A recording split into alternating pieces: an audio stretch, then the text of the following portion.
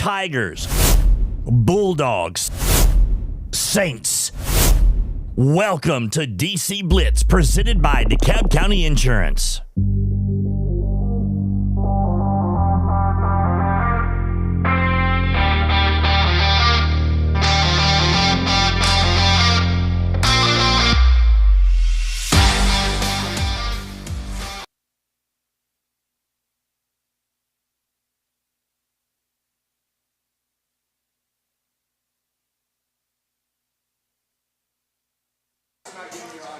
How about that? I did turn the mics on. You know, I'm already in good form this morning. Good morning, everybody. It's good to be here. Yes. Does the closed captioning work when they can't hear me? I don't know. I sat here and read the subtitles. I've got to where I watch TV with subtitles now. Does that mean I'm getting old? Yeah, my dad does that. But my great aunt calls me every month or so and it's like, I've hit that button. Can you come get it off? She doesn't like the closed caption. I love my subtitles. I can hear it a lot better with the subtitles. So anyway, got off in the left field. If you've noticed, we're not where we usually are at the First Baptist Church. We are actually at KFC Taco Bell here in Smithville, right on the Strip, and I want to thank Chris Jones for having us out. We've been trying to make this work for a while. In fact, I think last year we had tried to make it work, and we weren't sure about internet and this and so forth. And James Sullivan has been great to let us borrow his home internet system for our games and for remotes. And I got to give James a shout out because with that unit, we've been able to do more. Our game quality has been a lot better, and it's allowed us to come out here with little setup. So we appreciate that. And Daniel, of course, makes all this work behind the scenes. But thanks to James, but a big thanks to Chris Jones. And I think we can get Stephanie out in just a moment to join us to talk a little bit about KFC Taco Bell. But it's good to be here and enjoying some really good food, by the way, this morning. Y'all done scarfed down a chicken biscuit, I see. Coach, was it good? It still is. Oh, yeah. We put it to the side. Okay. Well, you've got to. Okay, look, high school teacher, elementary teacher. You take your time eating, you eat in 2 minutes. Well, Coach has also got the others down there, too, so he might slip an extra one. But I'm saving mine. I'm saving mine for a little bit later. I got to go weigh this morning. Yeah, I'm giving up. Anyway, but it's great to be here. We appreciate Chris. It's not just for having us out, but KFC Taco Bell is a big part of the sports community in DeKalb County. Every home football game this year that I went to, KFC Taco Bell provided food for the press box. I mean, they take good care of the student athletes, the sports programs. They're a big-time sponsor. We just can't say enough of what all they do for the sports community. That's why I'm exceptionally happy to be here, to be able to give back a little bit to them because they're such a big part of our community. And I know Chris has stores, I believe, in Gordonsville and Sparta, and maybe looking to add one in Livingston as well. And they reach out around the community. So it's not just isolated to us. They really do a lot for the sports communities. We really do appreciate that. Oh, yeah. They've last year they really did a lot for baseball, especially when we got into postseason. They provided meals for our for the West School baseball team, and so I was actually thanking him for it today. But and we're probably going to call him with softball this year. But he was welcome to it, and we appreciate everything that they do for our sports teams. Absolutely, and this is one place in Smithville where you can go and you can get something extremely different on the opposite end of the spectrum. If you love fried chicken, there it is. If you're not a fried chicken person, there's Taco Bell, and you can't beat Taco Bell. I lived on Taco Bell as a teenager. I'm hoping I can get Taco Bell before we leave. Lived on it. So got a feeling that, I may be hitting it up for Super Bowl Sunday tomorrow and just getting some chicken and some Taco Bell. That sounds like a winner. It's great for families because, like, if my husband and I want Taco Bell, the kids will eat the chicken if they don't eat the Taco Bell, or vice versa. So I can see this. This is great. I mean, and he was telling us this is like the last ever KFC Taco Bell that will ever be built. Yeah, he was saying that they're not going to build any more of these combined stores with the KFC and the Taco Bell, which to me looks like a good business model. It works out, but for whatever reason, we don't get into business shenanigans. We don't understand all that, but it's not. This is it. So we're kind of a landmark right here, right here in the middle of Smithville. We really do appreciate being here, and hopefully this won't be the last time we'll be able to come back and be part of what they do and help promote what they do. We love to promote businesses that give back to the sports community, and we've got a lot of those here in DeKalb County, but what Chris and KFC Taco Bell do here, we really do appreciate. All right, we got a loaded show today, y'all.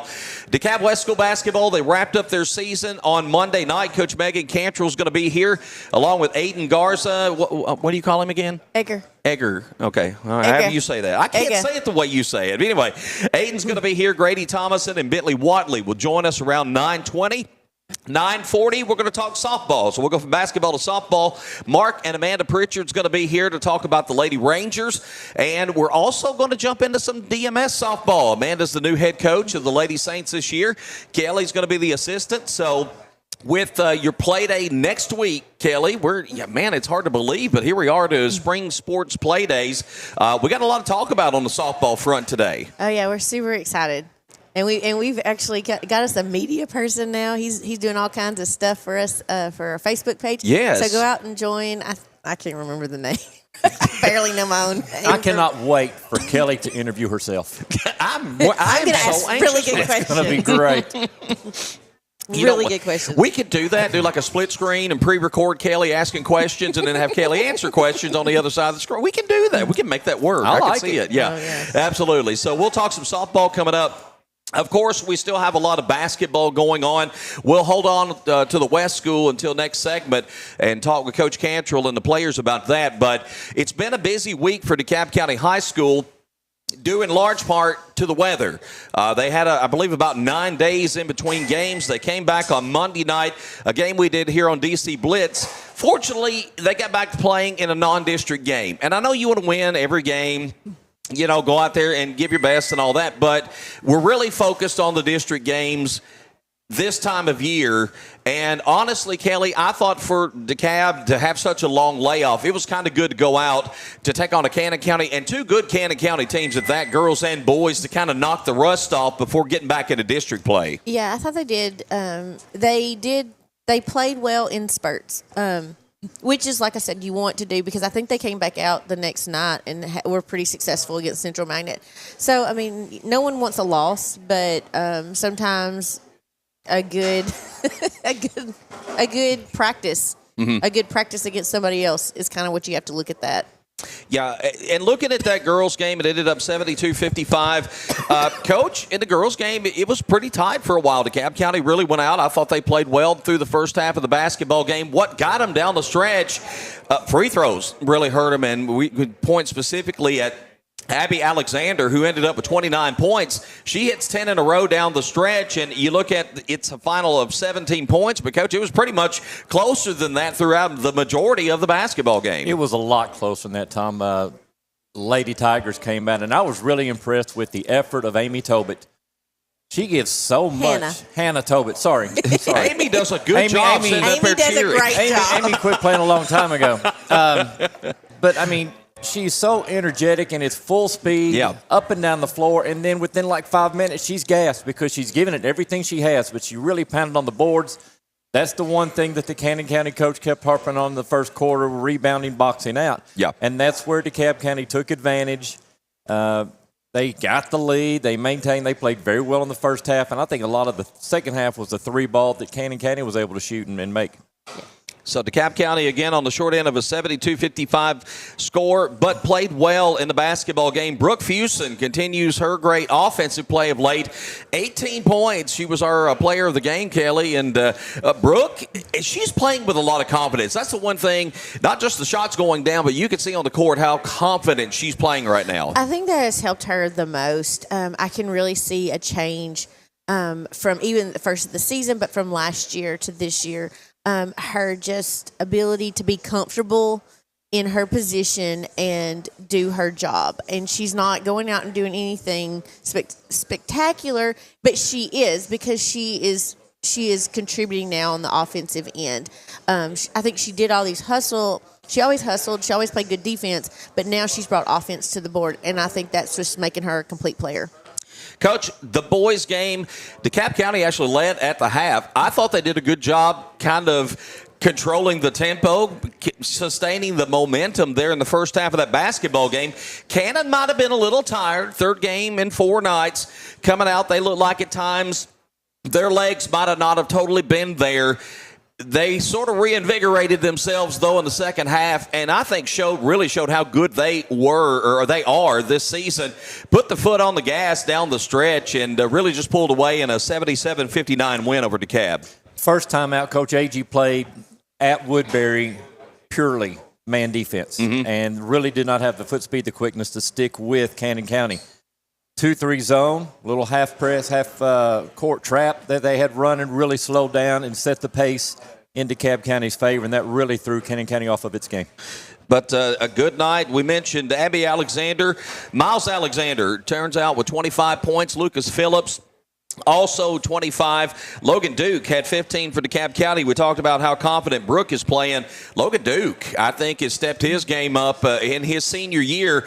Maybe it's that light bulb that's clicked on it. Oh, I'm a senior. We're down the home stretch.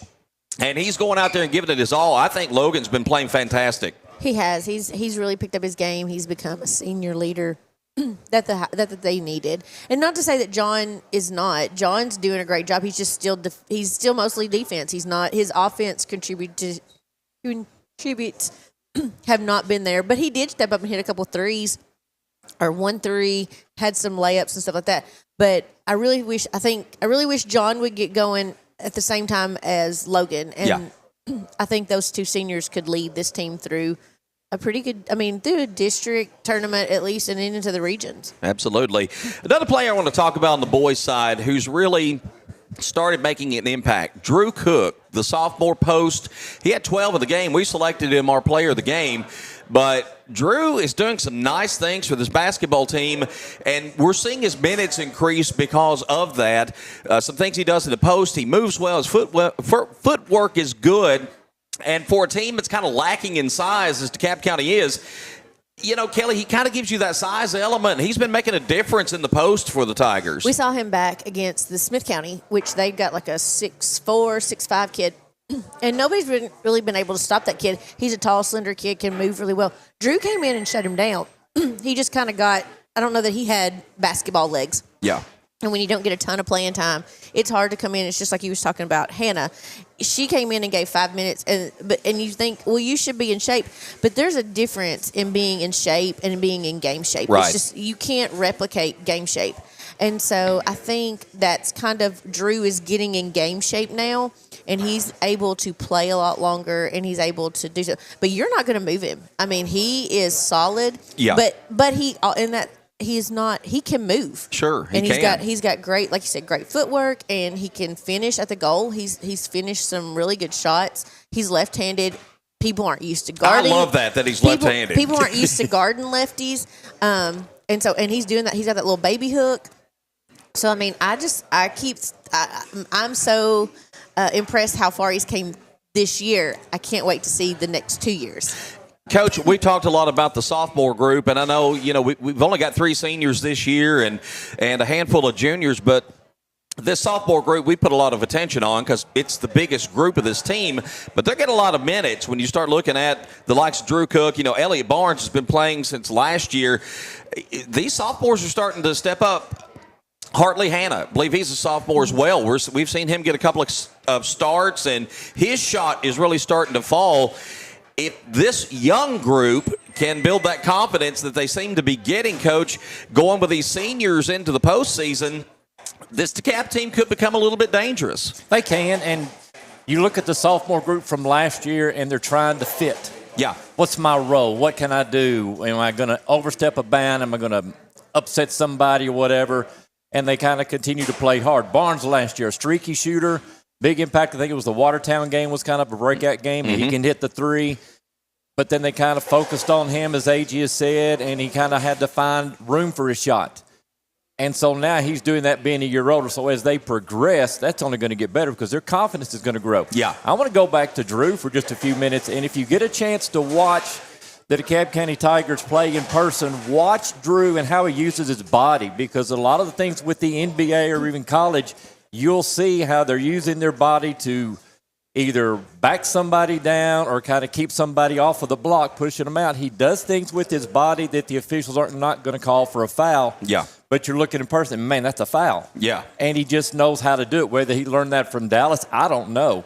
But he uses his body extremely well. You know, I can see on the the driveway. Yeah. Out in the backyard or whatever, and those two just kind of going at it, and Drew having to learn how to do things to get around Dallas.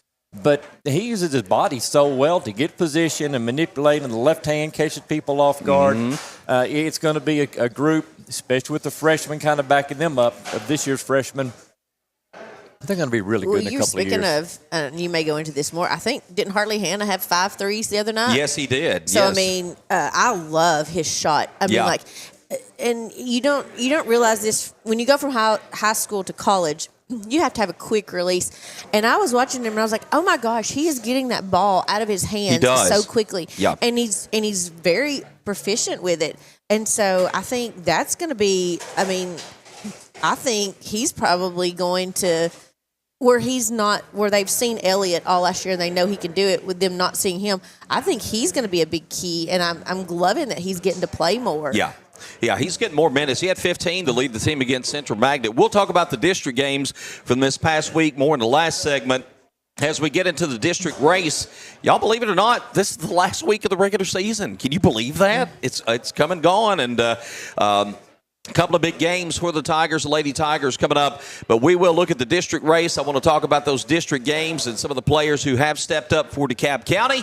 But when we come back, we're going to shift gears and talk some DeKalb West School basketball. The Bulldogs have had a fantastic season. It wrapped up this past Monday night. We'll discuss that with them, and we'll talk some softball coming up in the program. Stay with us. This is DC Blitz. We're presented by DeKalb County Insurance. At DeKalb County Insurance, we proudly support our local sports teams, always rooting for the Saints, Bulldogs, Tigers, and Vols. And off the field, we're here for our community too, helping you understand your Medicare options with care and clarity. We're not affiliated with Medicare, but we're here to help you make informed decisions by finding the best plan that fits your healthcare needs. Open enrollment for 2025 runs from October 15th to December 7th. Give us a call to set up your Medicare evaluation at 615-597-0660, Monday through Friday from 8 a.m. to 5 p.m. Central Standard Time. Please note, we do not offer every plan available in your area. Any information we provide is limited to plans we do offer. Go to Medicare.gov or call 1-800-MEDICARE to get information on all of your options. Prompt, professional, and courteous healthcare services. That's what you find when you visit Good Health Family Clinic, 414 East Broad Street in Smithville. When you're on the go, you can't afford to be sick. The staff at Good Health Family Clinic is committed to getting you back on your feet and feeling better as soon as possible. They are locally owned, so you know you're being helped by people from right here at home, who you know and trust. Good Health Family Clinic accepts most insurances and is currently accepting new patients. Call to schedule an appointment, 615-597-4432. Good Health Family Clinic. Your family's good health is our mission. Smithville FBC is proud to support DC Blitz and all DeKalb sports. We have a place for you to call home on Sunday mornings and Wednesday night. We have nursery available. Pre-K through 5th graders are welcome to join Faith Kids. 6th through 12th graders are welcome to join FBC students, and everyone's outside of that is welcome to join all of our adult ministries. We meet Wednesday nights at 6, and Sunday morning small groups begin at 9 with worship at 10. Join us at Smithville FBC. It's a place to call home.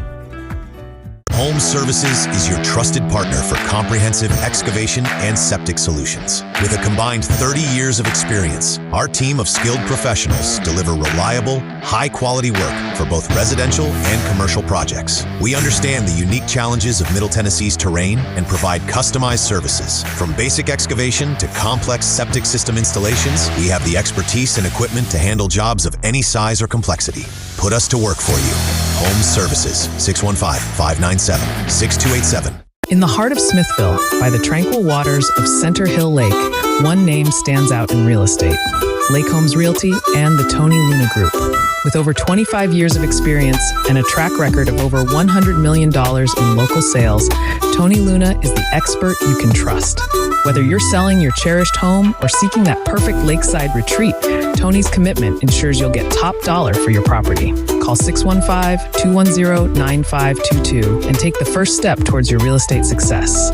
Liberty Auto Glass and Calibrations has served the Upper Cumberland area as a premier auto glass shop since 2011. Located at 1620 South Jefferson Avenue in Cookeville, our business offers chipped glass repair, glass replacement, windshield repair, and much more. Plus, on-site service is available. We also offer free mobile installation. We look forward to assisting our customers with any and all windshield repairs. For all your auto glass needs, stop by Liberty Auto Glass and Calibrations. Phone 931-979-7339.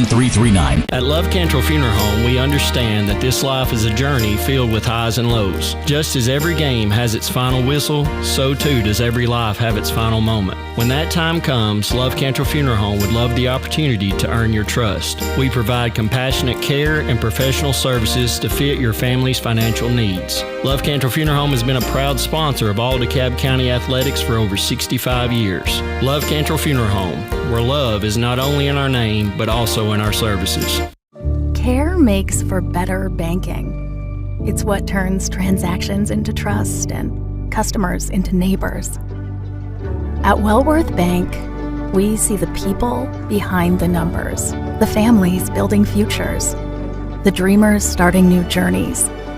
We believe care should come standard because you're worth it. You always have been. Wellworth Bank. Care in common.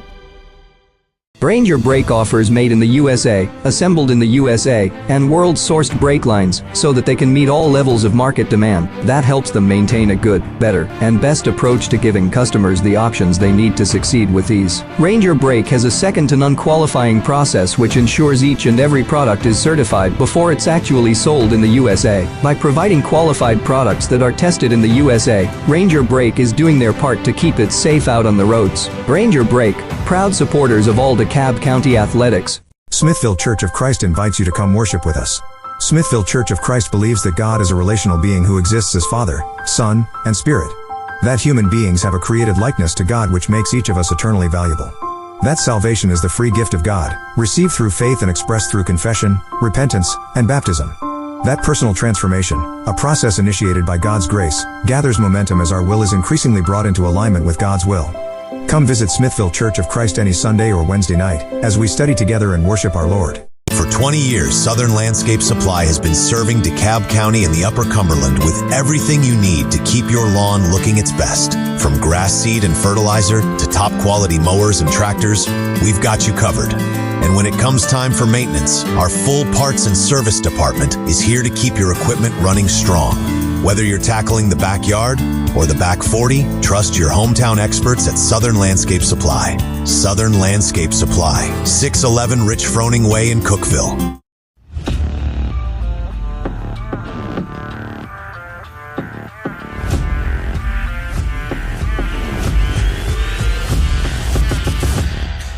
We're back on DC Blitz, presented by DeKalb County Insurance. And we are pleased to be joined by Coach Megan Cantrell and members of the DeKalb West School Bulldog basketball team this morning. Coach, good morning. Morning. Good to be here. Good to have you here with us this morning. I hope you got the feel of the chicken biscuit and all that good stuff. But I know you got to be a little sad the basketball season's over with, but a good season. If you were to summarize it, maybe in a word or two as a whole, what would you call this season? Probably exciting. Exciting? For my first year especially. Yeah. Great group of boys. They were exciting to be around each and every day, practices, games, whatever it was. Definitely preseason exciting. Yeah. And we moved on, set the tone for the season with that. And, yeah, that's going to be my word, exciting. Was it everything you thought it would be coaching-wise? What maybe were some things that happened that you may not have expected as far as coaching in your very first year? Yeah, overall great. Wouldn't change the thing. Maybe talking about the end of the season. Yeah. Having the weather one. Playing not very many games. I think 2 maybe after winter break, after Christmas break.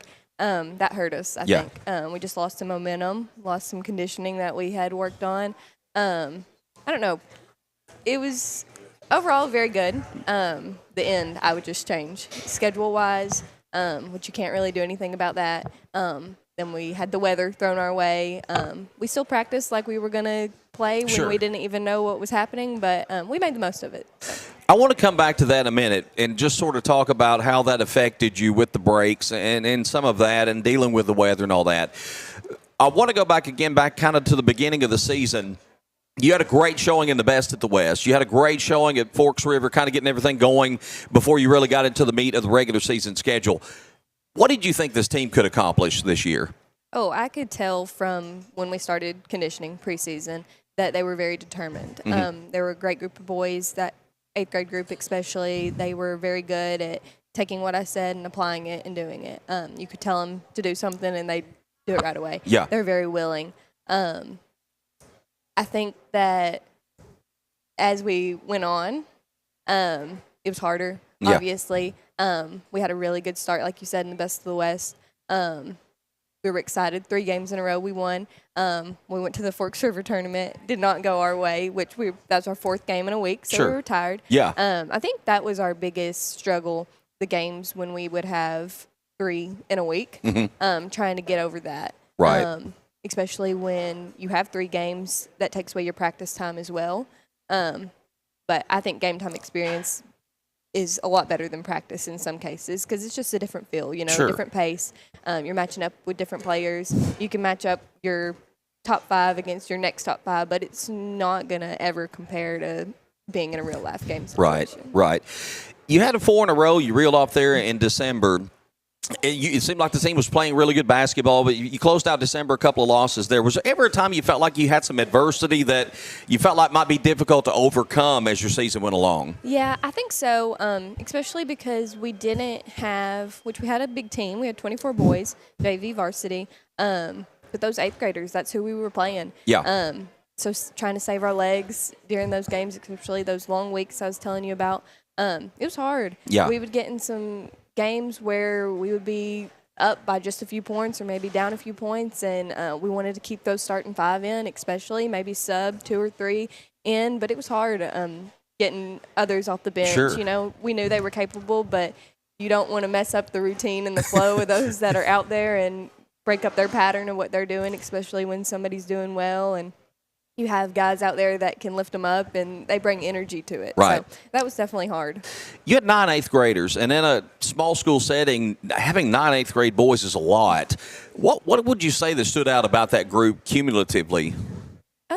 You could tell right away from tryouts, they were a very tight-knit group. Yeah. They're together all the time. I mean, I go talk to them during their lunch, and it's them. They're sitting together. Yeah. They're just a good group.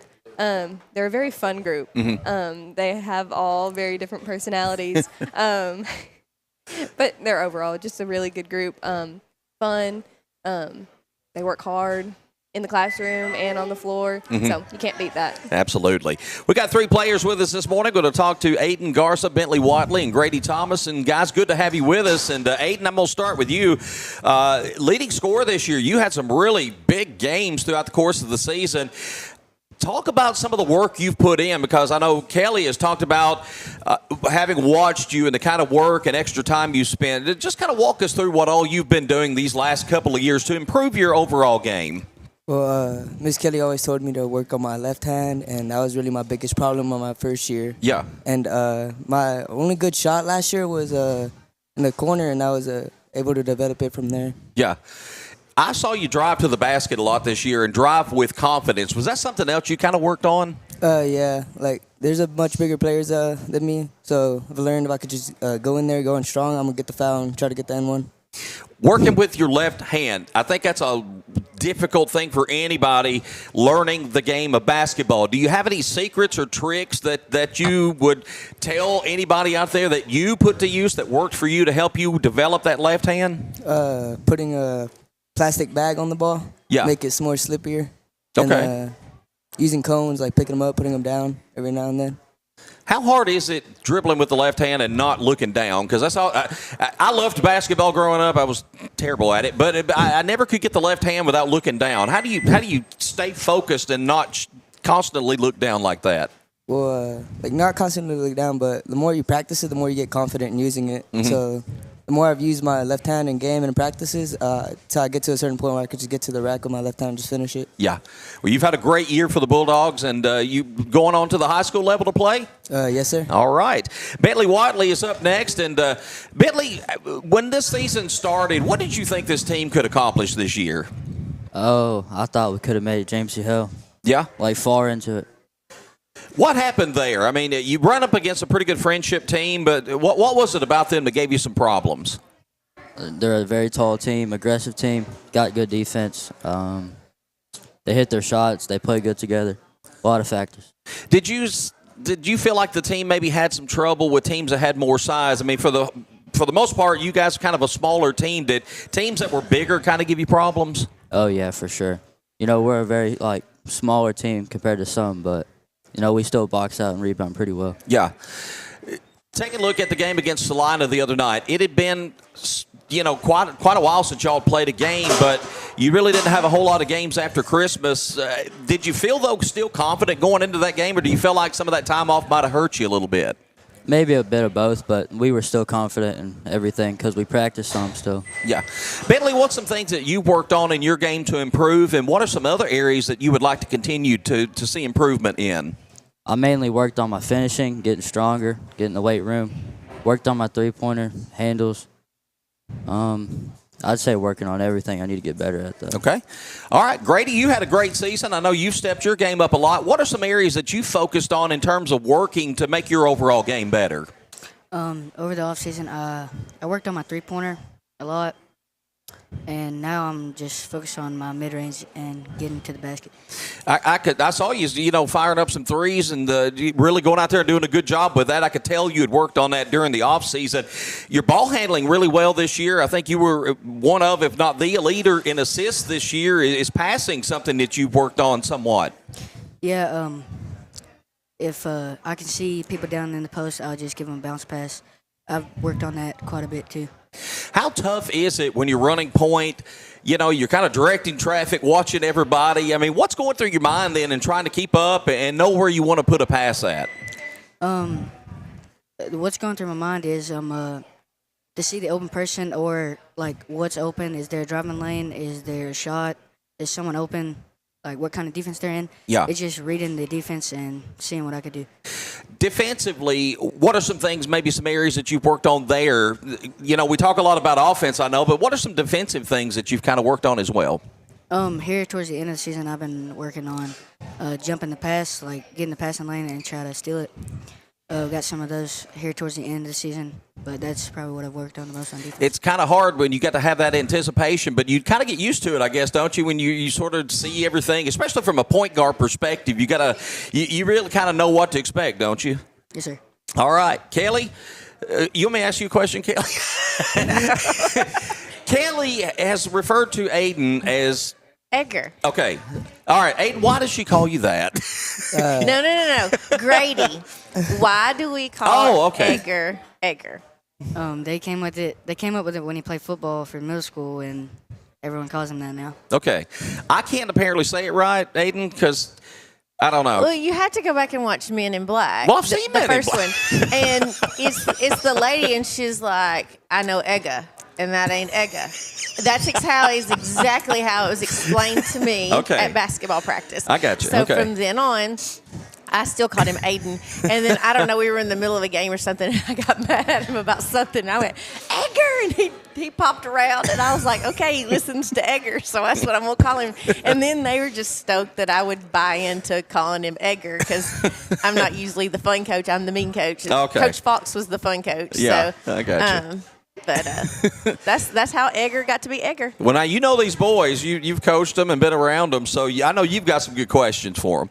Okay, so Edgar, for us last year when I coached you, you were our defensive specialist. Were you still kind of the defensive specialist this year, or did you I know you picked up another scoring role, and that's great. But was you still working prideful in your defense? Like that's what you wanted to be known for as well? Yes, ma'am. I put a lot of work on my defense, especially now that I have Lucas down low with me, so I don't have to like watch multiple areas. Because Lucas, me and him have only been playing for like 2 years, but me and him have been picking up the game like really fast. So he's been getting more aggressive on defense, and I take pride in my defense a lot. Are you and Lucas still going to play AAU together this year? Yes, ma'am. We've been talking about a lot. Who are y'all playing for? We're playing for Hoop City Elite. All right. Again. Bentley. No, Bentley came to us from Cannon, but you had played at Auburntown, correct? Yes, ma'am. And I actually coached against his aunt.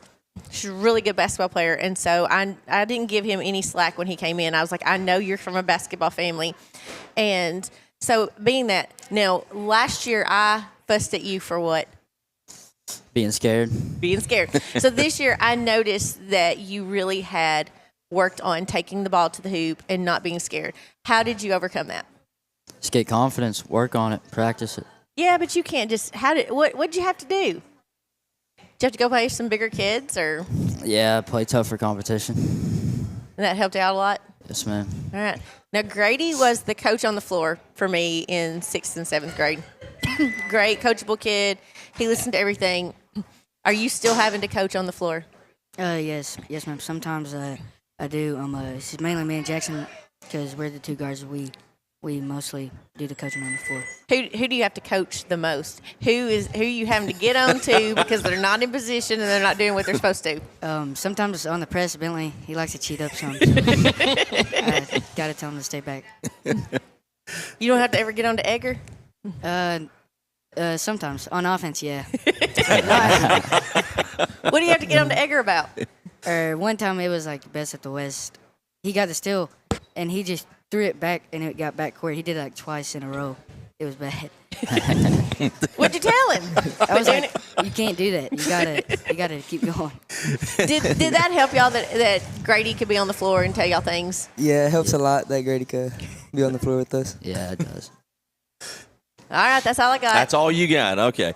Coach, I did want to circle back and talk a little bit about this postseason stuff with the move, of course, this year to TMSAA and getting involved in the postseason. I think you were in a 4-team district this year. And were you selected to the 4 teams? I think a couple dropped out, didn't want to play. How did that all work? Yeah, still kind of not in the loop about all of that. Yeah. There was 4 teams, us included. 2 for sure, I know, said they did not want to be in it. And then the other team, Miss Snow, our athletic director, she kept reaching out to, and she just came to me one day during PE, and she was like, y'all are going. So we were all happy. I told the boys during the next PE class, I gathered them up, and I was like, hey, we just found out we're playing in the tournament, which was, we took it as our bonus game. Sure. Because after James C. Hill, we thought we were done. Yeah. We were just still waiting. We weren't in the loop about what we were doing for the other tournament. So we kind of thought our season was going to be over. We still practiced a little bit just because we wanted to stay fresh in case we were going to. And then when we found out, we were thrilled. But, yeah, still don't exactly. Don't know how it worked out, but it worked out. But I'm glad we got to go experience That's that. fantastic. Still, when you're looking at that, starting in early February, you all played most of your games before Christmas, really. I think you only ended up having 3 games after Christmas. And that's kind of the way the schedule's always worked. Are you looking at some things maybe to adjust that, to have a few more games after Christmas, taking that postseason into consideration? Also, when you go to the James C. Hale, their start time is at a certain time. And I mean, it's kind of rough on you all with the TSSAA or TMSAA starting a little bit later. Or maybe they look to make adjustments. Do you have any info kind of on that or any plans on it moving forward? Well, kind of hard to tell, you know. Yeah. We had actually reached out to, I think, 2 teams after Christmas because we realized we don't have many games scheduled. Yeah. And then we go to these tournaments and it will be a big break, which that's how it worked out. But we had reached out to 2 different teams, and they both got back to us, and they said they don't play after Christmas. Yeah. So I'm thinking a lot of middle school, they kind of finish at a certain time, Sure. and they decide they're not going to that tournament. Which we want to keep playing as long as we can. Yeah. Because that's the end goal. Right. Just to go all the way. But, yeah, I think definitely next year try to work our schedule a little bit different. I know that's going to be a struggle just because, like I said, a lot of those teams, they seem not to play after a certain point. But I don't know. If we'd went farther in the James C. Hale, there was actually going to be some conflict with the TSSAA tournament. If we had went to a certain point, there was supposed to be a game on the same night or something, but it didn't work out that way. But yeah. Okay, well, still, it was good to be there. You got the experience. All in all, learning season in a way, being your first year especially, so you kind of have some things to go by, some guidelines, if you will, going forward. And very excited about the future of West School basketball as well. I know you're going to miss these guys, though, when they're gone. Absolutely. Yeah. All right, Aiden, we're going to have a fun question as we close up. You're down 2, 3 seconds left on the clock. Who's taking a three-point shot to win the game? Like on our team? Yes. Not on the other team's ball. Well, we're down by 2, take a 3-point shot. Either Grady or Jackson or me, because I trust Grady and Jackson my life to shoot a 3. Okay, so you're probably going to go with Grady or Jackson, if not you, right? Yeah. Whoever's open. Yeah, whoever's open. All right. So, Bentley, if you could score 40 points in a game or stop somebody from scoring 40 points in a game, which would you rather do? Probably say stop. Liar. But scoring 40 is nice, but them scoring 40 on me, that's not good either. Okay, all right, Grady, if you could choose one magical power, would you rather be able to dunk or shoot 60% from three-point range? Probably dunk. I kind of thought you'd say that. Well, guys, it's been a lot of fun having you here today. Coach, thank you all for coming out this morning. We appreciate it. Congratulations on a great season at the West School, and we're going to be following you moving forward. It'll almost be like a whole new group next year, though. So we'll be looking forward to that. So we appreciate you being here. Thank you for having us. All right, talking some DeKalb West School basketball this segment. We're going to shift gears, and we're going to talk some Lady Rangers and DeKalb Middle School softball when we come back to DC Blitz, presented by DeKalb County Insurance. It seems like the cost of everything is on the rise, but Erie Insurance can help make sure your auto insurance premium isn't one of them. Avoid rate increases with Erie Rate Lock. Even if you have a claim, your rates won't go up until you change a car, driver, or address. Your Erie agent is DeKalb County Insurance. Get a quote today at DeKalbInsurance.net. Erie Rate Lock is not available in all states. Other conditions and limitations at ErieInsurance.com. Go to ErieInsurance.com for company licensure and product details. Prompt, professional, and courteous healthcare services. That's what you find when you visit Good Health Family Clinic, 414 East Broad Street in Smithville. When you're on the go, you can't afford to be sick. The staff at Good Health Family Clinic is committed to getting you back on your feet and feeling better as soon as possible. They are locally owned, so you know you're being helped by people from right here at home, who you know and trust. Good Health Family Clinic accepts most insurances and is currently accepting new patients. Call to schedule an appointment, 615-597-4432. Good Health Family Clinic. Your family's good health is our mission.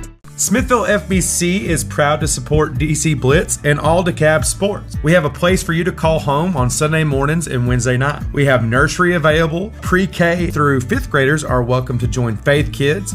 6th through 12th graders are welcome to join FBC students, and everyone's outside of that is welcome to join all of our adult ministries. We meet Wednesday nights at 6, and Sunday morning small groups begin at 9 with worship at 10. Join us at Smithville FBC. It's a place to call home. Ignite HVAC Electrical and Plumbing is one of the top HVAC contractors in Middle Tennessee, offering both residential and commercial sales, installation, and services. We want to set ourselves apart from the rest of the HVAC industry by providing a seamless experience from your project start to finish. We are constantly improving our skills to continue to meet every expectation for our customers. Let Ignite serve your HVAC electrical and plumbing needs. 615-597-0100. In the heart of Smithville, by the tranquil waters of Center Hill Lake, one name stands out in real estate: Lake Homes Realty and the Tony Luna Group. With over 25 years of experience and a track record of over $100 million in local sales, Tony Luna is the expert you can trust.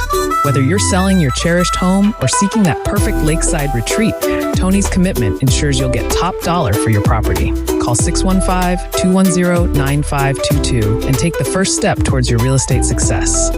Liberty Auto Glass and Calibrations has served the Upper Cumberland area as a premier auto glass shop since 2011. Located at 1620 South Jefferson Avenue in Cookville, our business offers chipped glass repair, glass replacement, windshield repair, and much more. Plus, on-site service is available. We also offer free mobile installation. We look forward to assisting our customers with any and all windshield repairs. For all your auto glass needs, stop by Liberty Auto Glass and Calibrations. Phone 931-979-7339. Just like the excitement of the big game, life is filled with unforgettable moments. At Love Cantrell Funeral Home, we understand that when the final moment comes, you want to honor those moments with dignity and care. Whether you're celebrating a life well lived or finding solace in a time of grief, our compassionate staff is here to provide the support you need. Love Cantrell Funeral Home is a proud sponsor of DeKalb County Athletics through 3 generations. At Love Cantrell Funeral Home, love is not only in our name, but also in our services.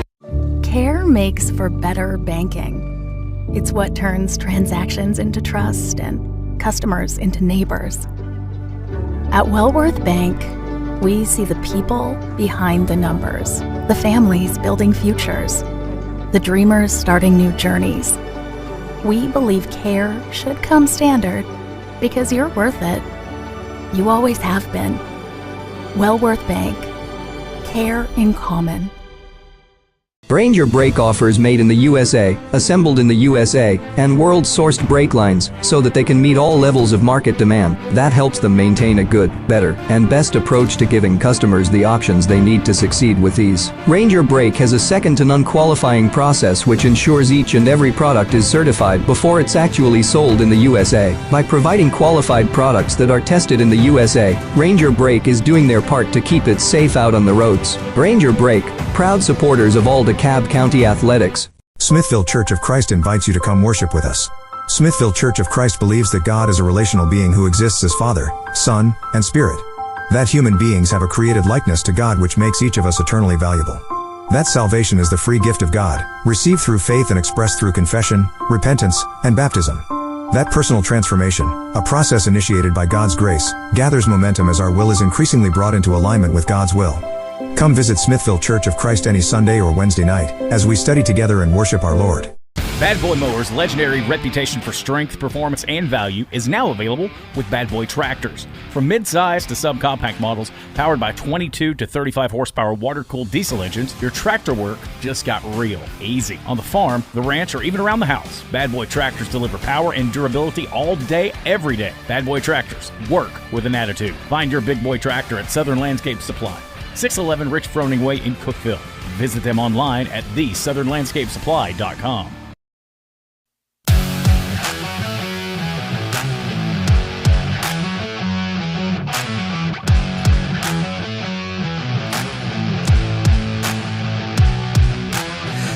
DC Blitz presented by DeKalb County Insurance. We're going from basketball right over to softball, and we have got Mark and Amanda Prichard joining us this morning to talk some Lady Rangers. We'll get into some middle school softball coming up as well. Mark, we've had you on before. We see you brought the boss today. Yeah, that's the wife.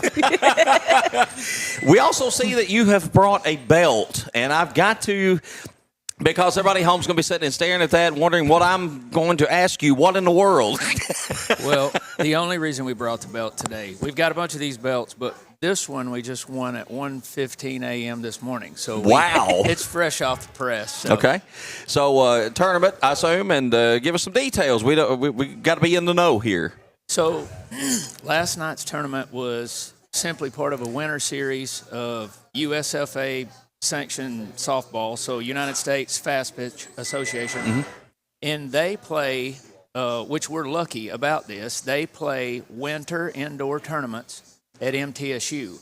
In the old Ag Center, before Miller Coliseum was built, this was the MTSU Ag Center. Yeah. So it's accommodates 2 fields in there. They have netting up everywhere, and it's indoor, gas-heated softball. Wow. That goes on from basically November, December, and January, and early February. So it's a fantastic opportunity for the kids that can play winter ball. That is fantastic. That is awesome. So I didn't know they had a facility like that. It's gas heated. That's very lightly said. It's warmer than outside, but it's still cold. Well, you stay cold, Kelly. I mean, you're always cold. Well, surprisingly, at MTSU there, this year, this one has stayed really warm. Oh. But now one of the umpires was telling me that at Shelbyville, he said we barely kept it 35 in there when it was so cold. So I think the older group, the 14U plays in Shelbyville, they froze. Oh, and goodness. we've been taking off sleeves in there. They've been running the gas and it's been really warm. So, what group last night won the tournament? So it was the 10U group. Okay. Of the Lady Rangers, correct? Yes, Okay. Lady Rangers 10U group. So we have. It is actually a partially a new group that started in the fall. So they started September 1. So we played all fall. Amanda, myself, and Dylan Lawson are the coaches of this group. So we played the fall season starting after September 1 and till right now. So we played the fall and winter with this unit. And they're a very solid unit. I'll get into that in a minute, but we actually have won 9 10U tournaments in a row. Wow. So that was something like starting out 3 years ago. That's not something that I don't think you ever thought you would win 9 10U tournaments in a row, whether they're very stout tournaments or some of them have been weaker. But sealing the deal and winning the tournaments is normally not that easy. It's to actually finish it off. So. Wow, 9 in a row. That is very impressive. This time of year, you mentioned having an indoor facility, but not everybody does that. What do you kind of do to keep the girls, going, working? What are some things that you do this time of year when it's cold? Practice a bunch.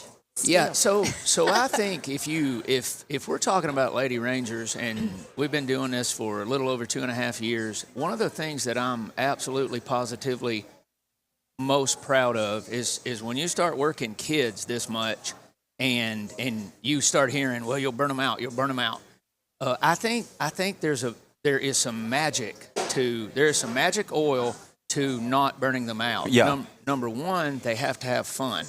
They have to be able to have fun because they're 10, 11, 12, 13-year-old kids. Sure. They're not looking to go to a ball field. In their mind, in the beginning, they're not looking to necessarily get better. They have to gradually learn that. And at some point in most of these kids, you see, hey, she just turned the switch on. She's ready to go. Yeah. So if we've done anything at all, we have worked them hard, but we have managed to figure a way to not burn them out. So all of the kids, and I'll stop with this comment on this subject, but all of the kids that we started playing with, all of these girls still play softball. Yeah. And I watch that with an eagle eye because I care so much about that. I don't want to fall trap to being one of the organizations that burn them out. So we've been practicing all winter, most of it indoor. We do try to do different types of things at practice. Sure. It's one thing that with this 10U bunch, when you get to play in the winter, practice is a little bit more fun. Yeah. Because I can always say, hey, we're playing Saturday. We got a big tournament Saturday. That helps. Yeah. The older girls, once they start getting into middle school basketball and other things that get in their way, that's where it becomes more difficult because they cannot play as much winter ball. Then they just have to practice all winter. Yeah.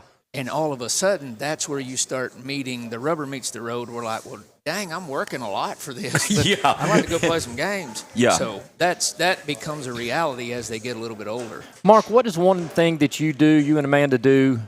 You talk about make it fun for practice, that, you can still get something done, they can still learn something from it, but that you make it fun.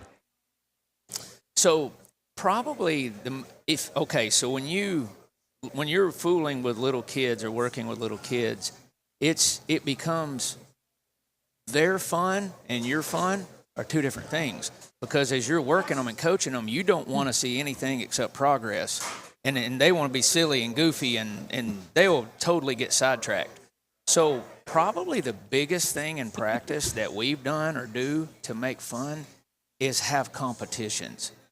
So have competitions where when you get put out of the competition, you go over to the side and cry, which they do. do push-ups, Yeah, up well, downs. no, they just get put out of the competition. No, they get mad. They don't cry. They're mad they got out. So they're all a very competitive bunch, and that's probably the biggest thing with indoor that makes it fun because they don't want to lose, and we just have the competitions. And I like starting out doing the competitions a few years ago. You hate it when a kid gets put out and they go cry, but that's part of the learning process. That's part of that process. And as a coach, I'm just like, hey, don't cry. Just think about next time. Be more zoned in, be more focused, be more locked in. Don't get put out first. Don't let them do that to you ever again.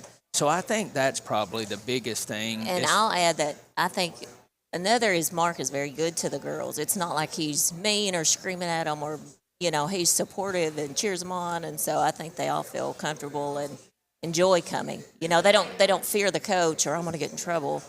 They like coming in. We've changed our lingo a lot in the last. There's a lot of bruhs and what else do we say with Glow. them? Bruh, Yeah. glow. And the first time we came, I was like, "What in the crap are you talking about?" I Glow? think they like that, and it just plays into them having fun with Well, it.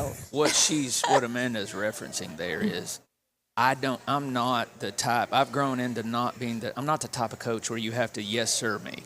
And they call me literally everything, bro, and whatever. So I've heard a lot of names, and I basically tell them, look, you can call me almost anything if you're locked in and focused and listening. And it does change if they're not, but usually the ones that call me all that, I mean, they're there to win just like I am. So it's I take pride in being good to the girls, in creating that relationship that is giving and easy, but at the same time, competitive. Like we're only here to get better, and then right behind that to win. So some coaches, I won't go too far into that, but some coaches, you see a lot of TikTok videos and things these days where it's like a coach that wants to win and only wants to win is not your coach. But I don't think that winning is not a bad thing. That's why you keep score. So I firmly believe in winning. Like Amanda will tell you, I like to win the warm-up games. I don't really care because if you don't say you play a game a certain way and you play your first warm-up game and then there's a 2.5-hour break, well, I don't know who don't realize this, but when you lose that warm-up game, well, the whole family, the snacks are not as good. The family's not as happy. Yeah. The time's not as, nobody's running to Chick-fil-A. Everybody's sitting over there trying to figure out why we lost the warm-up game. So we don't lose warm-up games. So Gotcha. So let's get into this because I know when we've talked to you before, we're talking about, rec league, being part of this, Lady Rangers. And now, Amanda, you're transitioning into the Lady Saints. To me, this is a win-win-win across the board here. How is this all going to work now? I mean, I know you're still got your involvement in Rec League. You've got Lady Rangers. I've been noticing more gray hairs people do, so. Will the involvement stay the same across the board as far as, with the Rec League as well as Lady Rangers? So right now I'm involved with the 10U Lady Rangers and can be. So my hopes now is to, after this bunch ages up and they can try it for middle school ball, then I can't help with them in Lady Rangers or coach them. Right. Because of the Lady Saints. And so, I have 2 more daughters coming up. What? So, I mean, hopefully we can get an 8U going. Sure. So I think it just keeps going. And I don't know.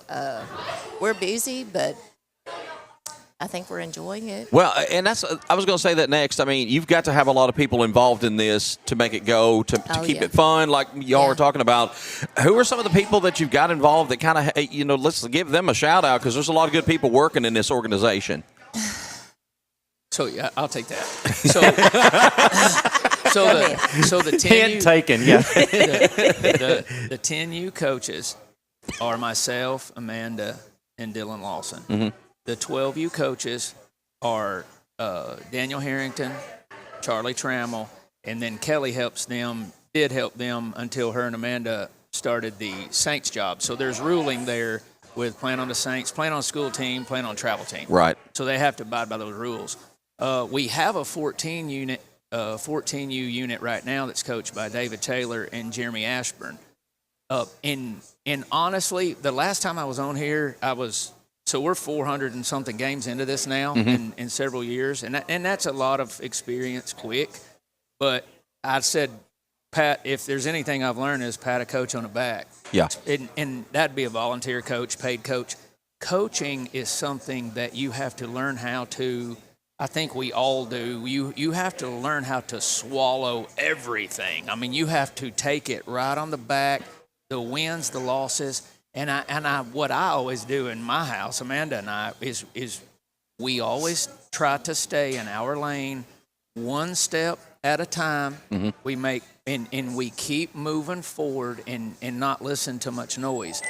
As far as the people that have pitched in and helped, volunteering to spend hundreds and hundreds of hours with these girls, I mean, I don't think any of us, you have to have a passion for that. You don't just go do that because you're volunteering. Right. What happens is you get looped into that and then you can't do anything else. Sure. So it's having that passion to do that. I will say this, it's been an absolute blessing. I think, and for all the other coaches too. Kelly, all of us that have ever coached, there is a blessing that goes along with coaching. Even though it's difficult and hard, it also is very rewarding. So it being we probably couldn't have went this deep into it without it being a family affair. Right. So our kids like it and we like it. So it's become a great thing. But yes, kudos to everybody that coaches, not just our group, but volunteer coaches, volunteering for your local kids.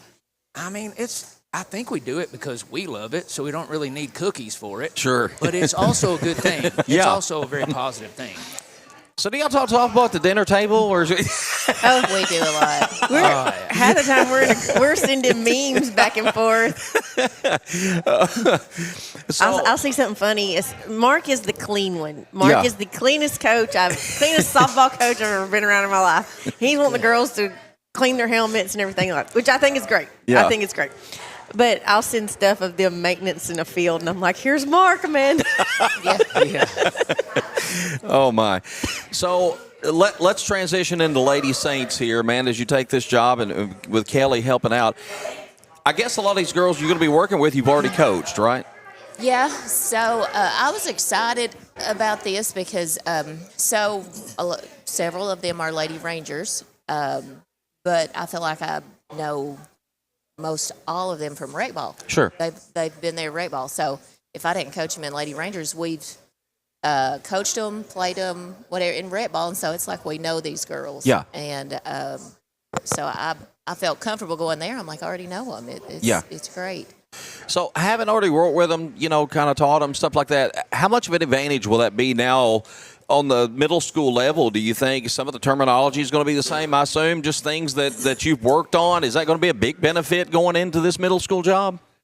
Kelly and I have talked about how we want to do things, and I know Kelly's like, let's talk with Brandon for the high school and how do we want to approach certain things, whether that's signals or whatever, and to roll them right over into high school. Sure. So, I mean, these girls, it's a special group because I dare say we've never had a scenario where there were so many travel ball kids, not just Lady Rangers. We have kids from different teams. The Cookville Smokies, we have girls, and Kyla plays with a different team, Prestige. And so, I mean, it's bringing them all together. And we didn't start on square one with the sixth graders. We weren't having to teach them. Yeah. Get your lead. This is how you steal, or what. These girls are coming in ready to go, and so I think we're going to see the benefits of that when we start playing games. I know I've enjoyed practice for the simple fact, and I've coached high school before. This middle school practice has went better than any high school practice I ever had because I'm not having to, like she said, this is how you hold, this is how you put your feet, this is how you catch a ball, this is how you throw a ball. Like, we're not having to start at square one. We're like on level 10, and we're getting to move on, and it's fun. I mean, like, I love I'm the nerdy one about knowing rules and crazy things that can happen in a game. But I'm like, I want to teach them that so that they know, and I don't have to spend all this time on trivial stuff. Sure. We can go to kind of some next level stuff. And they're a great bunch. They listen well. Yeah. I feel like Kelly and I are really trying to pour information in them and let them know next level stuff because they're there, they're ready for it. So I'll add in to something that they have both said. Please do. So I get this question a lot, and I was watching Brandon and Amy of the high school on here a couple weeks ago. The question keeps coming up so there's all this talk about travel ball this, travel ball that, not just us, but this group of girls who the full group is how does that affect and how's it going to affect DeKalb County school softball? And I think all of us, Kelly, Amanda, and I sitting here now, I think you can say with some level of confidence that, like Brandon said, it affects the Saints starting now. Yeah. But here's how I see that with the work that we've done so far. This year, the Saints season that's about to start, and Kelly and Amanda are the coaches, so they can add to this if they want. You're going to see an impact next year, then the year after that, and the year after that. So you have the 4 upcoming seasons that are about to happen in middle school. You're going to see the results of, you're going to see if we did good or not. Sure. You're going to see that. You're going to see if these girls, if all the work they put in has done good or not, whether it be Smokies or Rangers or whoever. There's a bunch of them. These girls, the girls are going to walk on that school field. Some of these girls have played 350-plus ball games. Wow. That's not a small number of softball games. Not at all. So I think you're going to start to see that experience on the field. One thing that I'm proud of is so Amy and Brandon were just like these two coaches at the middle school. They're starting to try to seam that together. Like the middle school coaches care what the high school coaches want to see or how they're going to be working it. So I think at the end, and I'll stop talking about that, but I believe the important thing here is, and the fun thing is that for the next period of several years here, 4+ years, you're going to start seeing that attrition in DeKalb. Every single one of us that's coaching and volunteering and whatnot, we all understand the history that DeKalb softball has. We care about it, and all we want to do is add to that. And I think we're going to add to that rich tradition. So it's fun from that overhead looking in, like, why are you doing all this work? Well, this is what we're hoping happens, success. Yeah. So. Tom, we probably started this with Steve Trapp in the high school and how important it was for the Poteets to keep that same Tiger pride. Yeah. And so the players knew the character that was being developed at that age, and it carried on through. It helped that the Poteets were still doing some of the things that the high school wanted to do offensively, defensively. This is on a so much grander scale. It is. Because you look at Amanda, who's working with these girls already, and she's developed those relationships through this program with the Lady Rangers, and now she's seeing those girls, those relationships are already developed as they step on the middle school softball field, and it's going to transfer up to what Brandon and Amy are doing at the high school. Last night, halftime of the girls' game, boys' game, Brandon Cox is on there talking about how the high school Lady Tigers are benefiting from what the middle school's doing. And then even John Pryor was talking about he can tell the difference when there's not a middle school golf team to where there is. Yeah. But this is so much larger than that because of the relationships y'all are building and have developed for a long time. So many questions, and I had one for each. You've already answered it because of what you're doing at different levels. Marley, how has she grown as a softball player through the Lady Rangers? What are you expecting as a sixth grader to already know how to do? So they've already answered mine. I'm sitting and shut up. Well, and I think part of the thing that's going to, I think, make this successful, I'm not one to go out and project because I don't want to say stuff and then, because I'm not the one playing. The kids are playing, and we're just trying to get there. But I think the thing that we're going to see, and it's probably a model that we need to go back and figure out. Amanda and Amy and I we all graduated together, but we came through with Coach Bond. And and the way he developed and what he wanted. But also with that fact, we came through that rec league at Bill Page ball field. So what Bill Page and Joanna put in to us made all those good. I mean, Coach Bond could not have done that. He didn't have a junior high team. We were talking about the first game. She got to play in our freshman year. She got to play a game when Baxter. We played a doubleheader. She got to play center field. The first game I ever played in high school softball was the sub-state game.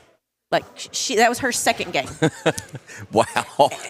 And I mean, like, but we you showed up at tryouts and hit your first fast pitch. That was the thing. So yes, and so I mean, like, we had not seen fast pitch, and as soon as fast pitch was over, we went back to slow pitch. But we had those good coaches, and that's what I'm trying to get to is they're doing it with the rec ball and the Lady Rangers as well. But Steve Trapp did it. He coached junior high football. He coached the junior pro football, and then he kind of worked his way up into the high school. He kind of carried that, and I think you're going to see that with Shaw. You see it with the Poteets. I understand going out and getting people to coach is a great thing, but if you can get some of your homegrown people that know the right way to coach a team and to handle kids, I think you'll see the whole high school, junior high, everything become more successful. You've got to get back. We got to get back to our roots. We're not a county that's huge and got all. We're not Putnam County that's got an interstate running through us and we get all kinds of people. Or Wilson County for the same fact. We're off here kind of on an island. You know, we're like Warren County and Sparta. We don't have that interstate traffic. We've got to work with the kids that we've got from here, but we've also got to have the people that know the traditions to carry that on. And I think from what we're seeing, that's evident that we're getting that in softball and knowing the tradition. I don't know how much the kids, what they think of the tradition itself, but DeKalb softball, probably above all sports, stands out with a number of state tournament appearances, wins, championships over the years. Just kind of really dominating this district, this area in girls softball. You've got the selling point already. It seems like, Amanda, to if the girls take that to heart, I don't know, kids are a little bit different than they used to be, but you've laid the foundation and you can kind of sell that. Is that a selling point that you can use at all? Well, Kelly and I are definitely trying to sell that to them. we talk about the Bond era and playing for him and carrying on tradition and one of my players last night, she said, "Are you old school or new school?" And I said, "I'm definitely old school." And what's funny is that Kelly and I, we're kind of getting in a rhythm with, we just started practicing, and I find that we're pulling Coach Bond stuff in to what we're doing. Yeah. And, you don't have to have all these new little trinkets and things to do. And, I'm like, pitch and catch. And so we've brought some of Coach Bond's things on already with their stuff. So yeah, we're going to drive that into them, that they've got something to uphold there with the legacy and all right. And softball. Well, we're really excited. Of course, the Lady Rangers, with the success you've had there, has been fantastic. But just the nurturing and the growing of the program from that level on up has just been, y'all put a lot of time, and I know a lot of other folks have. And I know you're not doing this for pats on the back either, but you deserve them for all the work that you do and the time that you put into it and all the other people that you've got working with you. And these kids as well for dedicating that time, and their parents. There's a lot of involvement that has to make it go. It is. We have good parents. They help out, and whenever we need something, they're there to help. So if they don't like Coach Bro, it's not happening. The cookies crumble and everything's over. But with that being said, we need you to come to our games, and even like I want to get players that have played in the past to come to our games and tell the girls. All our girls are leaving to go to practice. That's what all the noise is. We need you to come. I mean, Michelle Roller. And I didn't see Michelle Roller play, but she is so prideful that she played for that Tigerette softball team. I want that to be these girls in 10 years to be so prideful that they want to come back and watch a middle school game. They want to come back and watch a high school game. Yep. That's what I feel like we're trying to put into the girls is like, you got to have pride in what you do. and we take pride in it, and don't. It's kind of like we said, don't mess up what we started. You keep it going in the right direction. Absolutely. Mark, Amanda, thank y'all so much for coming out. We're going to be watching softballs right around the corner. Y'all start next weekend. Matter of fact, with the play day. Hopefully, yeah. Hopefully, yes. We're going to hope for good weather, and maybe some of these 60s that are rolling in first of the week will hang around to the end of the week, and have a good day of softball next week over in Sparta. Thank y'all for all you do. Thank you for being part of our show, and we appreciate you. Thank you for having us. Mark and Amanda Prichard, our guests here on DC Blitz. When we come back, we'll talk about something. We'll figure it out. We're going to take a look at the basketball district, where the Tigers and Lady Tigers stand right now, entering the final week of the regular season. This is DC Blitz, presented by DeKalb County Insurance. At DeKalb County Insurance, we proudly support our local sports teams, always rooting for the Saints, Bulldogs, Tigers, and Vols. And off the field, we're here for our community too, helping you understand your Medicare options with care and clarity. We're not affiliated with Medicare, but we're here to help you make informed decisions by finding the best plan that fits your healthcare needs. Open enrollment for 2025 runs from October 15th to December 7th. Give us a call to set up your Medicare evaluation at 615-597-0660, Monday through Friday from 8 a.m. to 5 p.m. Central Standard Time. Please note, we do not offer every plan available in your area. Any information we provide is limited to plans we do offer. Go to Medicare.gov or call 1-800-MEDICARE to get information on all of your options. Prompt, professional, and courteous healthcare services. That's what you find when you visit Good Health Family Clinic, 414 East Broad Street in Smithville. When you're on the go, you can't afford to be sick. The staff at Good Health Family Clinic is committed to getting you back on your feet and feeling better as soon as possible. They are locally owned, so you know you're being helped by people from right here at home, who you know and trust. Good Health Family Clinic accepts most insurances and is currently accepting new patients. Call to schedule an appointment, 615-597-4432. Good Health Family Clinic. Your family's good health is our mission. Smithville FBC is proud to support DC Blitz and all DeKalb Sports. We have a place for you to call home on Sunday mornings and Wednesday night. We have nursery available. Pre-K through 5th graders are welcome to join Faith Kids. 6th through 12th graders are welcome to join FBC students, and everyone's outside of that is welcome to join all of our adult ministries. We meet Wednesday nights at 6, and Sunday morning small groups begin at 9 with worship at 10. Join us at Smithville FBC. It's a place to call home. Home Surveillance is your trusted partner in video surveillance equipment. Our team understands the critical importance of safeguarding your family and securing your business assets. We offer comprehensive solutions tailored to your specific needs, ensuring peace of mind through advanced technology and expert installation. As a locally owned and operated business, we take pride in our community and strive to build lasting relationships with our customers. Let Home Surveillance help you protect the things most important to you. Give us a call at 615-597-6287. In the heart of Smithville, by the tranquil waters of Center Hill Lake, one name stands out in real estate: Lake Homes Realty and the Tony Luna Group. With over 25 years of experience and a track record of over $100 million in local sales, Tony Luna is the expert you can trust. Whether you're selling your cherished home or seeking that perfect lakeside retreat, Tony's commitment ensures you'll get top dollar for your property. Call 615-210-9522 and take the first step towards your real estate success.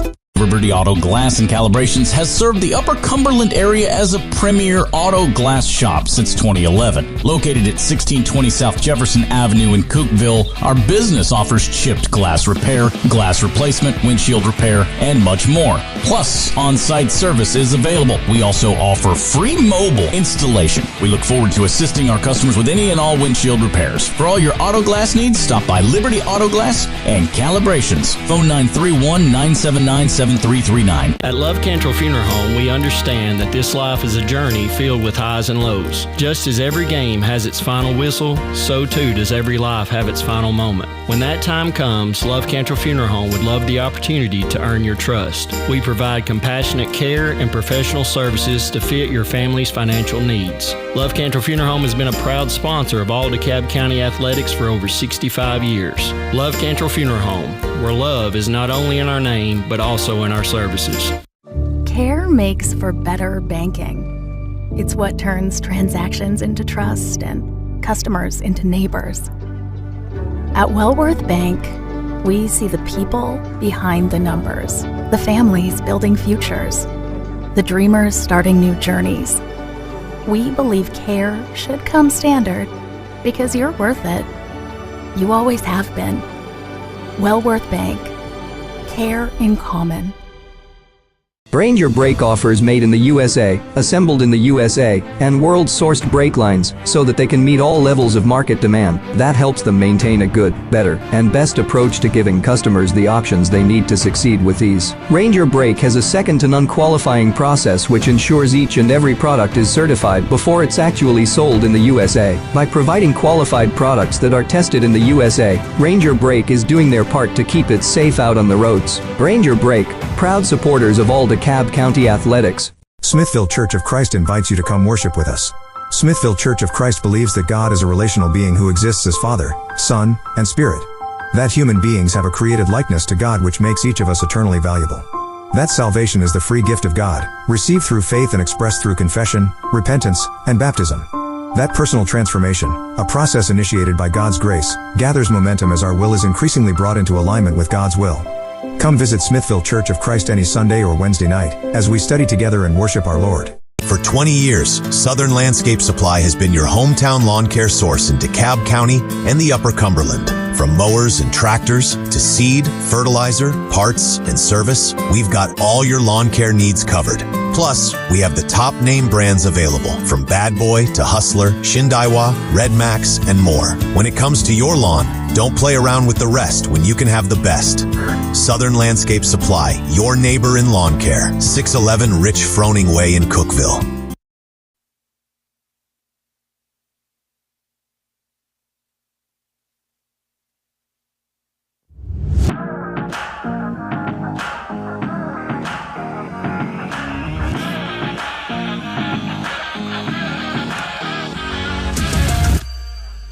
DC Blitz, we're back. Served up by DeKalb County Insurance. Tom, Kelly, Coach, Daniel Leslie, our producer. Lee Trammell's joined our crew as the technical assistant. Lee got here about 10 minutes after getting out of bed this morning. I guess he had to go to Macon. He's the manager for the basketball team, and they probably got it back about 2 in the morning, as long as it takes to get back from Lafayette. Speaking of Lafayette, are we missing somebody this morning? I think they left Casey in Lafayette. Lafayette. Casey's not here today, is he? You can always tell when you get a new weather person because they keep going Lafayette. And I'm like, that ain't Lafayette. That's Lafayette. Yep. It is Lafayette everywhere but Tennessee, but we do, cherish our Lafayette. Do you imagine the people in Lafayette found Casey and he's tied up in a closet somewhere? If he ever goes missing, we could probably find, by reason of deduction, where Casey's at if he ever turns up missing. Lafayette, Baxter, or Avery Trace. White House. Throw White House in. White House, yes. So he could be in one of those places. But I don't know what he's doing. Casey's always doing something, but he's not with us today. And you know what? We're going to rub it in a little bit, Casey. I know he's watching. So, we got some good KFC food, and Casey kind of worked with Chris to get all this set up, so he was very unhappy. We was not going to be here today, so we are going to rub it in. Definitely going to rub it in, but we miss you, Casey.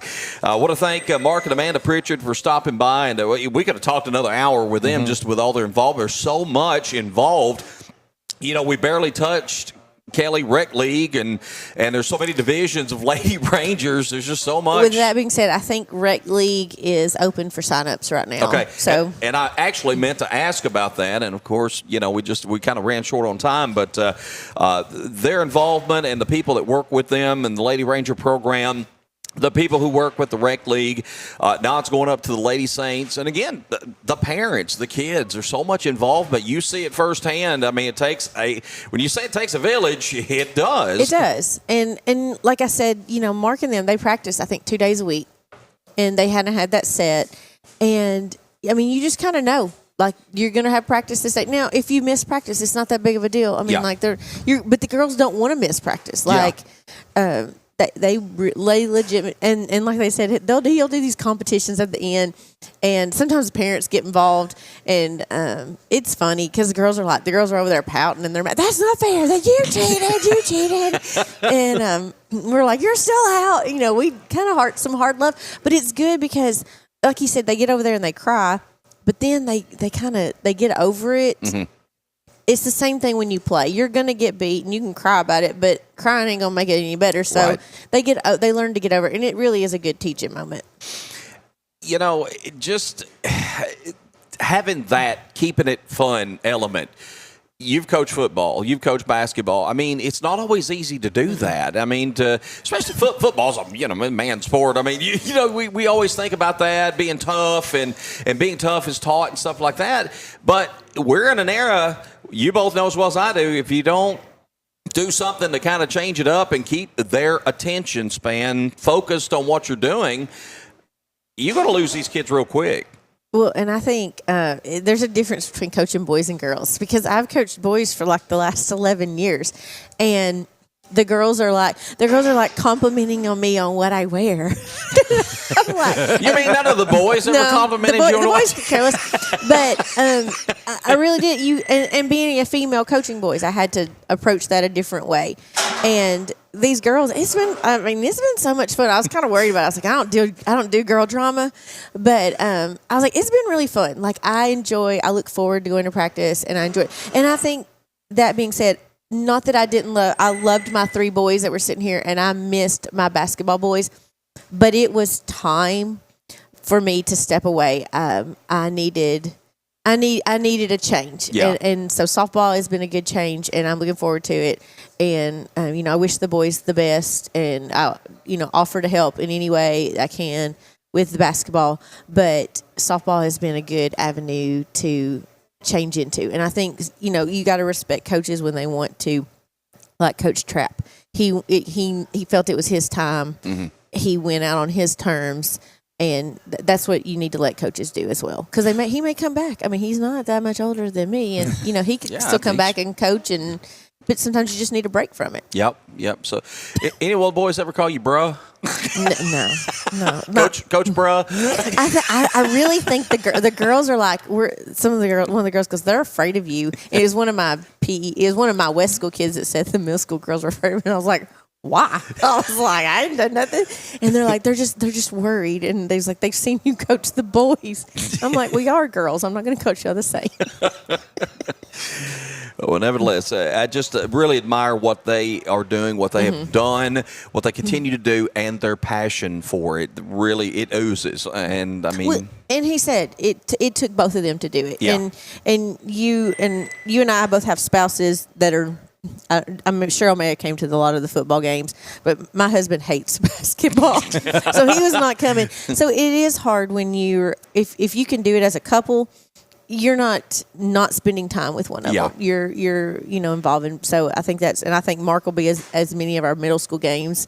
I'm sure he'll have to have practice in Isla somewhere, but I'm sure he'll be at every game that he can be. Absolutely. And so that's awesome that they do it together. All right. Let's go back to basketball for just a little bit. We touched on the Tigers opening the week against Cannon County. Since then, they played a couple of district games. Tuesday night, got a nice sweep over Murfreesboro Central Magnet at home. Girls winning 59-53. Girls actually led this thing pretty comfortably in the first half. I think they were up 17, 18 points at one point. But Central Magnet's Madison Stanley, she's a sophomore, and I was impressed with her from the get-go. She just kept coming and kept working. Nobody on the court outworked her Tuesday night. She ended up with 32 points. She actually got hurt late in the game, or this thing might have, really genuinely come down to the wire. Just a big night for her, but the Lady Tigers held firm. Chloe Van Vranken, she was a little off her game early on. She came back, ended up with 18. Allie Melton, she shot the lights out, had 17 points in that game. That was a good basketball game. You felt the sense was DeKalb was probably a double-digit better team than Central Magnet, but they just kept coming at DeKalb County, and that's one thing about this district we've seen so far. it's pretty balanced. Watertown maybe just a little bit better than everybody else, but Who I is don't the know. coach at Central Magnet? The girls' coach. You would Alan Bush. Oh, okay. Used to be at Cannon County. Yes. Yeah. Well, see, he has also going back. He has brought. I don't know if he's brought it in but she's doing it. I just went blank. Her daughter played at Cannon. She was a really good shooter. Yeah. Yeah, you went blank too. Sism, Galen Sism. Yes. So Miss Sism. That's the only name I could have offered. Yeah, Miss Sism she was at Woodland for the longest. I don't know if she was coaching Woodbury. But she is now the middle school coach. So I see that program. Yeah. Especially if Alan is there, they probably work really well because she used to feed him high school players. That program's gonna take off and turn, and go nothing but up because of what they're developing in the junior high and taking into high school. I tell you what, they stuck with it. They hung in there, and again, Madison had a great game, and it'll be interesting when DeKalb County has to go to Murfreesboro to play them a little bit. Tuesday night. In fact, that's the next game coming up. Boys game, Tigers. They pretty much dominated from the onset. 68-46 was the final score. What shocked me, I turn around and see Central Magnet goes to Watertown and beats them double figures last night. I did not see that coming. So, again, I think it just goes to show that this district, boys and girls, anybody can eat anybody on any given night. It's pretty level, pretty even. And it's funny, it's not necessarily a home game that Macon County, we swept against Macon County at home. They swept at home. Yeah. You kind of figure those are going to happen, but for Central Magnet to go into Watertown, that's pretty. Yeah, well, that was the telling story. 60-42 was the final score there. Hartley Hanna, who we mentioned earlier, had the 5 3-pointers in that game on Tuesday night. Scored 15 points. John Hendricks had a good night offensively. Came through with 13 points. John always scores. He can hit double figures, but it's almost quiet the way he does it. He'll hit a big shot at a big time or something, but you just don't pay attention to how much he scored. He does so many things on the court well, aside from scoring anyway, that sometimes scoring gets overlooked. I think in the next 2 weeks you're going to see more out of John. I could be wrong, but I feel like he is in basketball mode now. Because football season, it takes you a little while to get back into to the sport. Because when you go from one straight into the other, right? I really feel like John is going to step up and be somebody that we're talking even more about. Not that we haven't talked about him because he's always been good defensively, but I think he's going to be like Logan in the fact that this is my senior year. I'm going to step up and it's time to go now. I'm going to give a lot of credit to John because coming in as one of the seniors, he's the one with the most floor experience, most game time and minutes behind him. Yeah. And I expected this entire season, Coach Agee's going to run the ball through John, and John's going to put up 20, 25 every night, and that's where it's going to go. He's going to take his open threes. He's going to drive. He's going to do all this. And it hasn't been that. And I think a lot of that goes to John and being unselfish, and he's going to work the system, and he's going to allow these other players to get their points in the hot hands and go that route. And he's not taking these games over and saying, hey, this game is on me. I'm going to put them on my shoulders and go. He doesn't do that. Yeah. He lets the game come to him. He's allowing the other players their freedom to get their points. And wherever the game takes it, that's where they take it. And they've been playing better of late. He's been the leader on the court, and he's had to acclimate to a whole new cast. I mean, you got to realize he's been playing with Jordan and Dallas and the guys that were before him. Now John was almost a senior, it felt like last year with that group because they had played so much ball together. He's kind of reacclimated himself to a whole new group, but I think he's really embraced that leadership role on the court. Like I said, he does a lot of the little things, but it's been a bit of a transition for him this year. I really just think he's going to have. I'm not saying he's not done anything in the past. I think he's had a pretty good, decent season. It's like you said, he's letting the game come to him. And guess what? Nobody scouted that he has scored 20-something points. So when you get into the end of the district, into the district tournament, you become that wow factor. Yeah. I mean, so I see good things for both of the seniors. Last night, DeKalb County travels up to Lafayette. We've talked a little bit about this. They beat Macon County. They got swept in a doubleheader, 49-43 in the girls' game. Girls were down double figures, I think, early maybe in that basketball game. Is that right?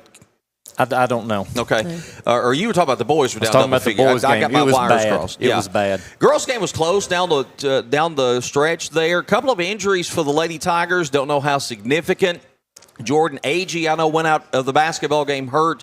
Lily Young got shaken up in there as well. Don't know if that's going to be short-term, long-term, just for the game. I don't know. But that could be something that could be, problematic for the Lady Tigers. There's not a lot of depth. There's only 10 players on the team as it is.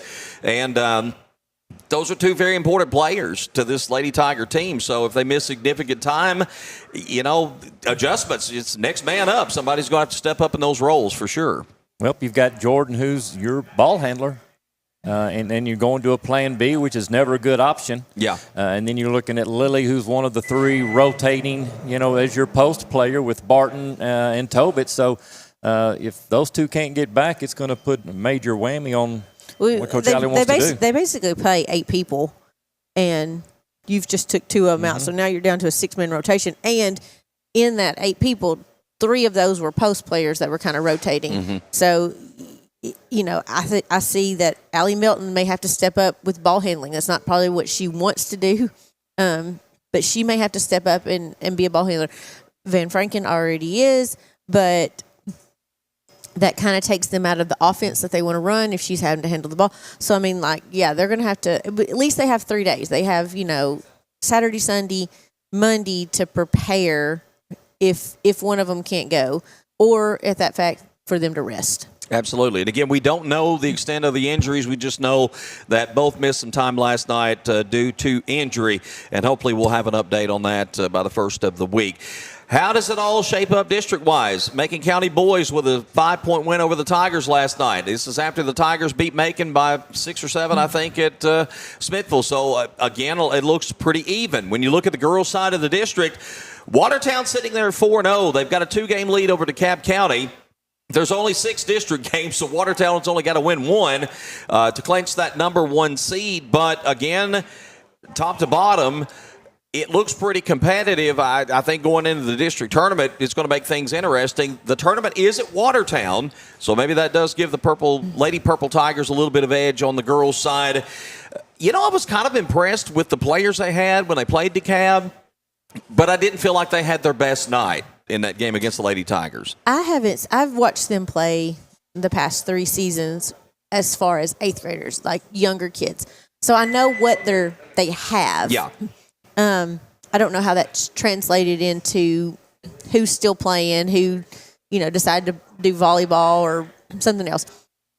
So I don't know exactly what they're seeing with. I know that their point guard had gotten hurt, and she may be back now. And then they had a post player that had gotten hurt, and so I feel like that district tournament, Watertown has a little bit of advantage of it being at their home court, but nobody's. Even Watertown boys dropped one last night at home. At home. So I don't feel like that home court advantage is going to make that big of a difference. I don't know. I could be wrong. Macon County has 2 games against Central Magnet left. Watertown will play Macon County on Tuesday. They will play DeKalb County on Friday. That's girls and boys, of course.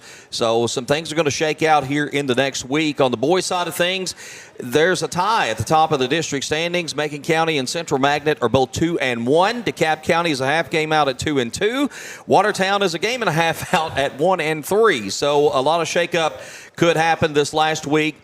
Again, DeKalb will play at Central Magnet coming up on Tuesday. They'll host Watertown on Friday. And, Macon's playing Central a couple of times there. For the Tigers have lost, by the way, 3 of 4 coming into this week. They need to finish strong. Which Tigers? Our Tigers. Our Tigers. Yeah, I know. All 4 teams are Tigers. I was going to Tigers. say, next week you've got the Tigers and Tigers playing the Tigers and the Tigers. And then you have that same schedule on Friday. Yeah, everybody's a Tiger in the new district, in case you haven't noticed. But our boys have dropped 3 of their last 4 games. Been some competitive games in there, but they need to finish strong, and they need to go to Murfreesboro and have that confidence. I mean, they really, I thought, were the better team against Central Magnet. Things like that can change when you're on the opposition's court. I think they've got a good chance with Watertown. Of course, Watertown beat them down there, but it was a tight ball game. I feel like this team needs to finish strong, more so just to have that momentum going into the tournament rather than seeding. Everybody's going to the region anyway. Yeah, they need to. From what I understand last night, they didn't shoot well till the second half. You got to come out shooting well. Now, Macon County's gym is odd. It's like an octagon. We never played well in it. But, you know, you're going to have to get over those factors, and you're just going to have to come out and play. So I feel like if they, you know, I think if both teams will buckle down and play complete games and not have the quarter that it all falls apart, that they can do well. All right, DeKalb County again at Central Magnet coming up on Tuesday night, 6 o'clock. Final game, home game of the regular season will be Friday night the 13th, against Watertown. They are scheduled to play the Tennessee Heat on the 17th at Welch College in Gallatin, which I had never heard of before until lived there for 3 years and never heard of it. Yeah, Coach Agee was talking about that's where they're playing that game. I think they play maybe their home games in different venues, but who is this? Tennessee Heat. Oh yeah, they have to. They don't have a home court. I know in the junior high part they use First Baptist Church in Lebanon's gym. Yeah. Quite a bit. So I'm trying to think, is that where Nate Bragatsky, is that the Nate Bragatsky floor? Well, I don't know. I think it is. I might be wrong, but I kind of think it is. I think that's where they'll be playing. It's a new private school, and he donated a lot of money for a gym because his name's on it. Okay. Well, now I you didn't, know. and I'm not. now you know. So, big week for Tiger, Lady Tiger basketball. Get out and support our basketball teams for sure. A couple little housekeeping notes as we wrap up. By the way, and I meant to go back and check this. Matt Quarles had sent me a text. Prescott beat Chattanooga Tyner in the region championship of the TMSAA tournament last night.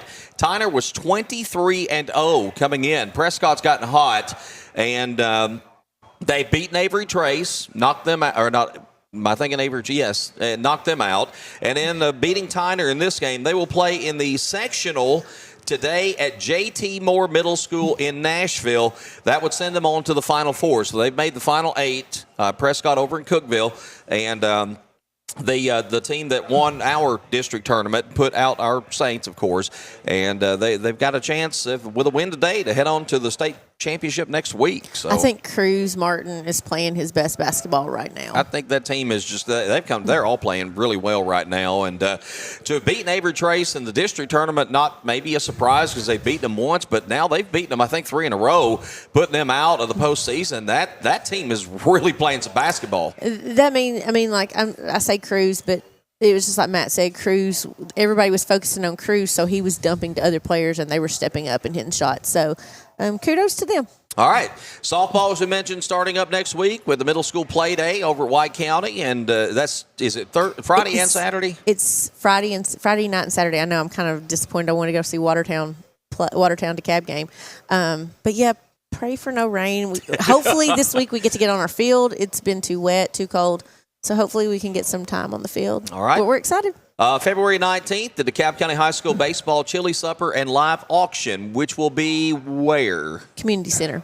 The DeKalb County Complex at what time? 6 o'clock. Okay. So if you need a ticket, message me.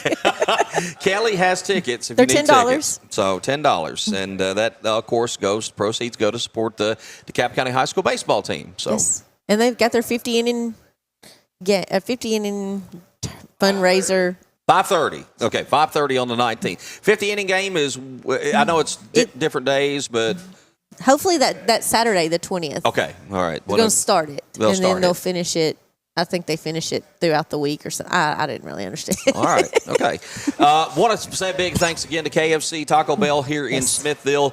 If you're planning Super Bowl goodies tomorrow, you couldn't beat getting some chicken and some tacos. And oh man, I'm already game planning. So getting ready for some good food on Sunday. That's about all I care about with this game tomorrow. Who's even playing? Not the Titans. Not yet. Did they win a game this year? Yes. They won, 3 or 4, I think. I know 3. the guy that used to coach the Titans is in the Super Bowl. I'm not sure why. Yes, the guy that used to coach the Titans is in the Super Bowl, but yeah, well, because he's a good coach and we have a lousy owner. I'll digress. But anyway, the Patriots and the Seahawks will be the Super Bowl tomorrow. Coach, you have any rooting interest at all? Seahawks. Sam Darnold, according to Connor, is the man. Who's that? He's the quarterback for the Seahawks. He had been, I can't remember his career where all he was the number Jets one pick or whatever. He's bounced. Yeah, I think he was the number one pick at one point. But Connor's, he's just, he's Connor's LeBron in football, and so he follows him and thought that, Minnesota should have kept him. Well, you do the best you can with what you have to work with. So, for Connor's sake, we'll pull for Seahawks. I would say that Cheryl's reasoning would be their uniform. She likes that metallic gold, yellow, whatever. That's hideous. I have to say I agree with her. But, some of their uniforms are quite stylish. But, we'll go with Connor and Sam Darnold and the Seahawks. I don't care. No. I don't really. Good game.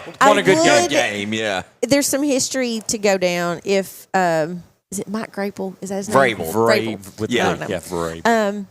If he wins, he will be the first coach to have won and coached with the same team in the Super Bowl. Or to win. Yeah. Be a player and a coach. But it's his first year. It's his first year as New England's coach. But it would. But he also won his first one with New England as a player. So he would be the first player to be a coach of the same team. We understand. We got you. Yeah. Okay. We follow you. Hey, a lot of Titans fans hate on Vrabel. I don't get it. It wasn't his fault that he got booted out of Nashville. You can't sell all your best players. Coaches want what coaches want.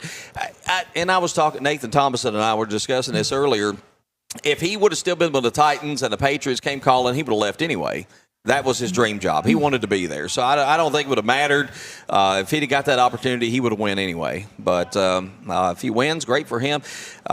He has discussed that in podcasts past that he would cut off a certain anatomy should he ever win a Super Bowl. So we'll see if he I don't know that. Time to go. We'll see if he holds true to that.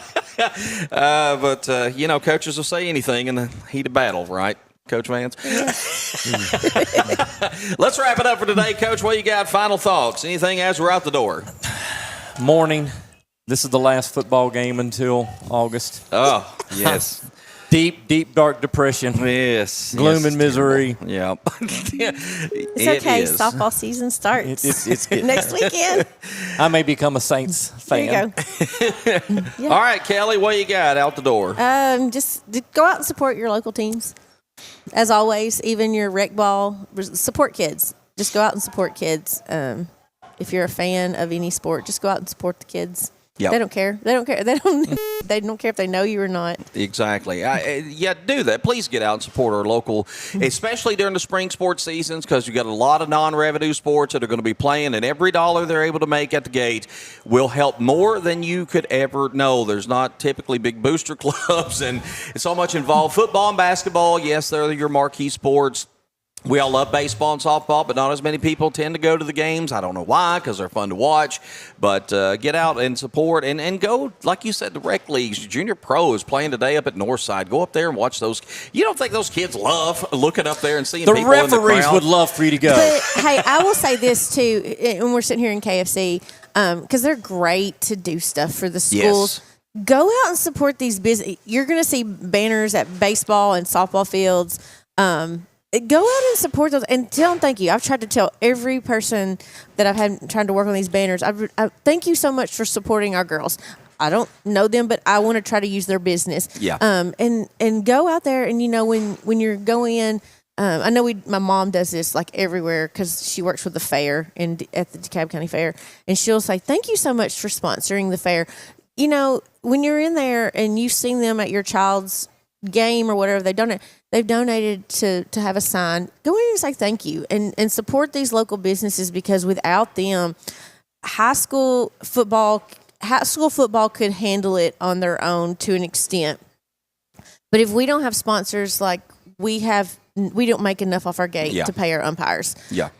Same thing goes for baseball. And I'm talking about junior high and high school. Junior high can't even have booster clubs anymore. We have to solely do it through the school. So with that being said, sponsor the businesses that sponsor your kids, but go out and, pay the $5 to go watch the game. I'm gonna tell you, these businesses will appreciate it if you yeah. go in and tell them, hey, thank you for supporting DeKalb softball, or baseball, or whatever it is. It means a lot to them, and it lets them know that you're seeing their banner and you're coming to their business because they are doing something to help support our student athletes in DeKalb County. Again, a big shout out and thank you, Chris Jones and his great staff here at KFC Taco Bell. They've been fantastic to us. Came out early, opened things up this morning, and we appreciate that so very much. To allow us to have the show here, and we hope to come back. We'll definitely have to come back sometime soon. Oh yeah, maybe get Miss Jones here. Yeah, she's kind of my boss. Kind of your boss. Yeah, okay. she's the middle school principal. Yeah. So all right, we'll work on that. So, all right, I want to say thanks to our guests today, Coach Megan Cantrell and her crew at DeKalb West School. All the guys coming out this morning, Mark and Amanda Prichard, the Lady Rangers, and DMS softball. Our producer, Daniel Leslie. Our technical assistant is Lee Trammell. Casey Midget's off doing what Casey Midget does. Hopefully he'll be back next week. We may be Kelly-less next week, but if we're playing softball, I might be here the first. I don't know. I can't remember what time we play. We'll work with it one way or another. You'll survive without me. Trust me. For Coach Chris Vance, for Kelly Piper, and I'm Tom Duggett for DC Blitz saying so long till next week.